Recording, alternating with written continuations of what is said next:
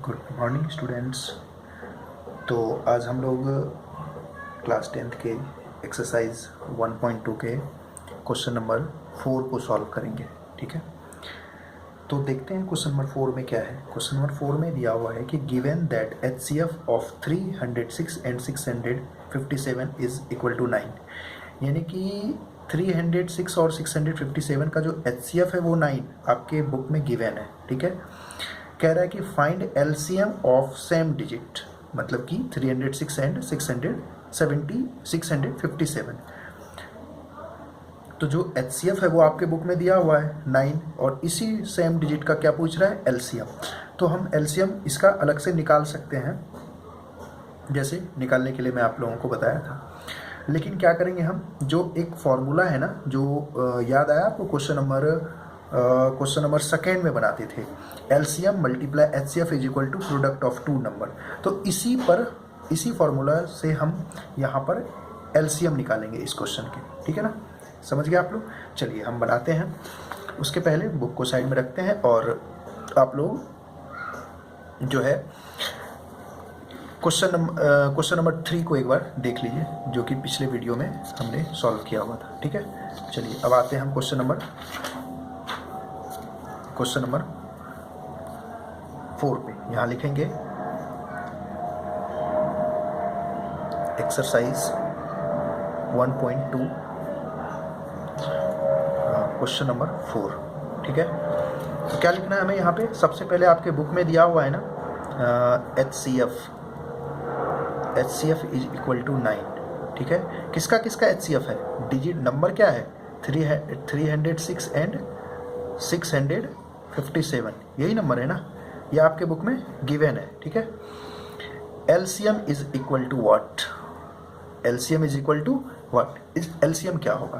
तो आइए हम बनाते हैं। तो फॉर्मूला फटाफट रिमाइंड करवा देता हूं मैं, और आप लोगों को लिखना है LCM multiply HCF is equal to product of the two number.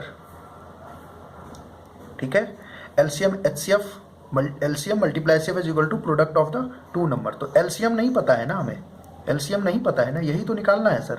और HCF दिया हुआ है आपके बुक में, ये रहा 9, तो HCF की जगह 9 लिख देंगे। Product of two number, product बताया था हमें क्या होता है, मल्टीप्लाई। प्रोडक्ट मतलब मल्टीप्लाई। तो क्या करना है हमें, दो नंबर जो दिया हुआ है 306 एंड 657, दोनों को क्या करना है, मल्टीप्लाई कर देना है। तो 306 मल्टीप्लाई 657। ठीक है, अब एक चीज बताइए, यहाँ पर ऐसे लिख सकते हैं ना, LCM is equal to 306 multiply 657 upon 9, ऐसे लिख सकते हैं कि नहीं। इन दोनों के बीच में किस चीज़ का रिलेशन है, LCM और 9 के बीच में किस चीज़ का रिलेशन है, यहाँ दिख रहा है आपको, मल्टीप्लाई का है। और आपको पता होगा कि जब भी हम इक्वल के, बराबर के उधर या इधर किसी भी नंबर को लाते हैं, तो जो रिलेशन रहता है उसके अपोजिट वो वर्क करता है। जैसे इधर डिवाइड है तो उधर जाके मल्टीप्लाई हो जाएगा, इधर मल्टीप्लाई है तो उधर जाके डिवाइड हो जाएगा, इधर प्लस है तो उधर जाके माइनस हो जाएगा, अगर इधर माइनस है तो उधर जाके प्लस हो जाएगा। ठीक है, अब काटिए तो कटेगा क्या, 306 9 से कटेगा क्या, 3 3 जा 9, और ये कटेगा 3 से कट जाएगा 102 बार में, और 3 से 3 3 1 3 3 जा, ये डायरेक्ट साइड कट जाएगा, 3 3 जा 9 3 4 जा, हाँ। तो क्या हो गया LCM हमारा, LCM is equal to 34 multiply 657, यही हुआ ना। तो LCM इसको मल्टीप्लाई अगर कर देते हैं तो कितना आ जाता है, फटाफट यहाँ पे मल्टीप्लाई कीजिए, रफ वर्क। 657 को 34 से मल्टीप्लाई करना है तो कितना होगा, 28 2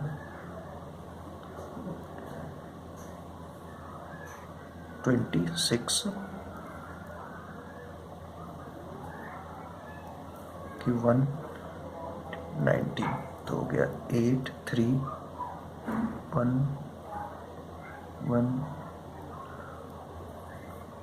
22,338,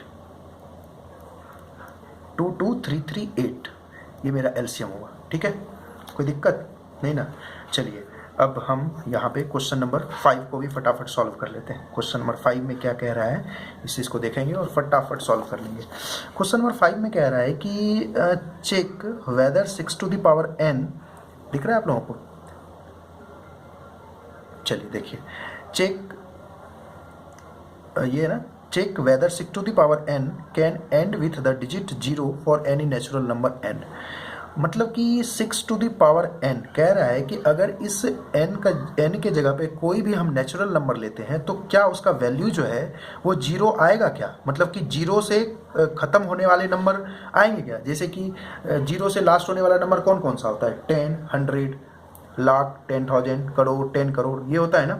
तो वही कह रहा है कि 6 टू द पावर n जो है, यानी कि इस n के जगह अगर हम कोई भी नेचुरल नंबर लेते हैं, मतलब कि नेचुरल नंबर बताए थे आपको क्या होता है, फर्स्ट जो वीडियो था हमारा एक्सरसाइज 1.1 का पहला क्वेश्चन का, उसी में बताए हुए हैं, देख लीजिएगा एक बार आप। तो नेचुरल नंबर जो है 1 से स्टार्ट होने वाला नंबर, यानी कि 6 टू द पावर n के जगह कोई भी नंबर अगर हम ले तो 6 का पावर n जो है, n के जगह कोई भी नेचुरल नंबर ले तो क्या उसका आंसर जो है हमें 0 से एंड होने वाला कोई भी नंबर मिलेगा क्या? ठीक है, तो ये देखिए, सबसे पहले क्या करना होता है कि इसके लिए क्या करेंगे हम कि जो है इस फॉर्म में अगर लिखा हुआ है, यानी कि 2 × 5 टू द पावर n, अगर इस फॉर्म में लिखा हुआ है तभी जो उसका वैल्यू है हमें वो क्या होता है 0 से उसकी जो n की वैल्यू अगर हम कुछ भी रखेंगे तो हमें जो आंसर मिलेगा वो 0 मिलेगा। क्यों? क्योंकि यहाँ पर देखिए 2 5 जा कितना होता है? 10 होता है ना। अगर 10 का पावर जो है हम कुछ भी रखें 1 2 3 4 5 6 7 8 9 कोई भी नंबर रख ले तो क्या हमें इसका आंसर जो है लास्ट डिजिट जो है वो मेरा 0 से एंड नहीं होगा? बिल्कुल होगा सर। होगा कि नहीं होगा? बिल्कुल होगा। तो अगर इस फॉर्म में आ रहा है इसके 6 टू द पावर n, यानी कि अगर 6 टू द पावर n को अगर 6 का हम प्राइम फैक्टर मतलब इसका फैक्टराइजन कर लेते हैं और अगर वो इस तरह के फॉर्म में आएगा तब उस n के जगह अगर किसी भी नेचुरल नंबर को हम रखेंगे तो उसका जो आंसर आएगा हमारा वो 0 से लास्ट होने वाले, 0 से ख़त्म होने वाले नंबर से आएगा। ठीक है, तो सबसे पहले 6 का हम फैक्टर निकालते हैं। ठीक है, तो 2 3 जा 6, 3 1 जा 3, ये हुआ ना। तो इसका 6 का फैक्टर कितना हो गया? 6 का फैक्टर हो गया 2 × 3 टू द पावर n, यही हुआ ना, यही हुआ ना। तो क्या आपको दिख रहा है कि ये इसके फॉर्म में है? ये यहाँ पे 2 × 5 टू दी पावर n है, यहाँ पे 2 × 3 टू दी पावर n है, तो नहीं है ना।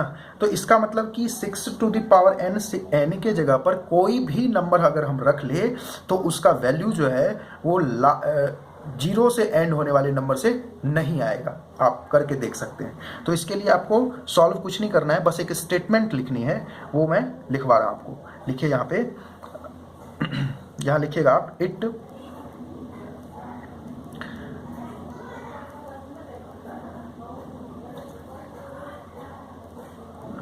divisible by 2 and 5। ठीक है, it will divisible by 2 and 5। उसके बाद लिखना है आपको it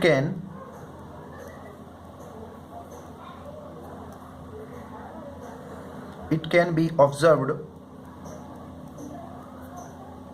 that 5 is not in the prime factor of 6 to the power n। ठीक है, इसलिए for any value of n, 6 to the power n will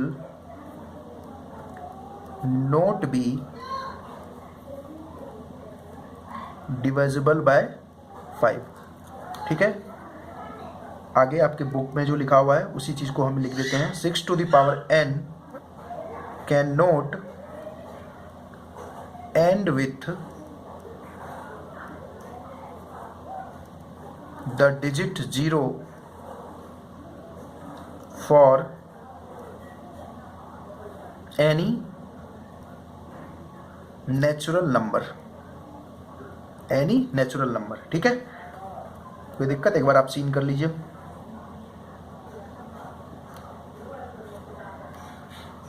ठीक है ना, तो आप इसको इस तरीके से कर लीजिएगा। ये बस स्टेटमेंट लिखना था इसमें, समझ में आ गया ना क्या करना है इसमें, कि अगर हमें 2 into 5 to the power n के फॉर्म में अगर कोई डिजिट दिख रहा है, क्योंकि आप एक चीज़ बताइए हमें, कोई भी नंबर को ले लेते हैं आप जिसका लास्ट जो है 10 से होता है, मतलब 0 से होता है, 10 ले लीजिए, 20 ले लीजिए, 30 ले लीजिए, किसी भी नंबर को ले लीजिए और इसका फैक्टर निकालिएगा तो आपको उसमें 2 and 5 जरूर दिखेगा। इसके अलावा और भी नंबर आ सकता है, लेकिन 2 and 5 दिखेगा आपको। 30 का ही जैसे कि हम फैक्टर निकालते हैं यहाँ पे, तो क्या हो जाएगा, 30 का फैक्टर निकालेंगे तो 2 से 15, 3 से 5 आ गया ना, तो 2 इंटू 3 इंटू 5 आया, 2 और 5 दिख रहा है। जिसके लास्ट में, जिस डिजिट के लास्ट में 0 से एंड हो रहा है उसमें 2 and 5 जब आप फैक्टर निकालोगे, उसके फैक्टरीजन करोगे तो आपको 2 and 5 100% देखने को मिलेगा। तो आप यहाँ पर ये चीज़ देखने को नहीं मिल रहा है। अगर हमने क्या किया, हमें क्या क्वेश्चन मिला था, 6 टू द पावर n मिला था ना, और 6 का मैंने फैक्टर निकाला, 6 का फैक्टर निकालने पर क्या मिला हमें, 2 and 3 मिला, जबकि किस फॉर्म में आना चाहिए था, 2 and 5 के फॉर्म में। 2 and 5 के फॉर्म में कोई भी नंबर है, उसके फैक्टर निकालने पर ये नंबर आ रहा है, तभी उसके पावर में यहाँ पर कोई भी नेचुरल नंबर को रखेंगे तो हम 0 पा सकते हैं, 0 ला सकते हैं, लेकिन यहाँ पर तो उस फॉर्म में है ही नहीं, तो इस केस में क्या होगा, हम नहीं ला सकते हैं। तो या तो आप इस लाइन को काट सकते हैं, ठीक है, it will be divisible by, इसको काट दीजिए, आप यहाँ से डायरेक्ट कर लीजिए। It can be observe that 5 is not in the prime factor of 6 to the power n for any value of n। 6 to the power n will not be divisible by 5। 6 to the power n can not end with the digit 0 for any natural number. Okay, चलिए, thank you.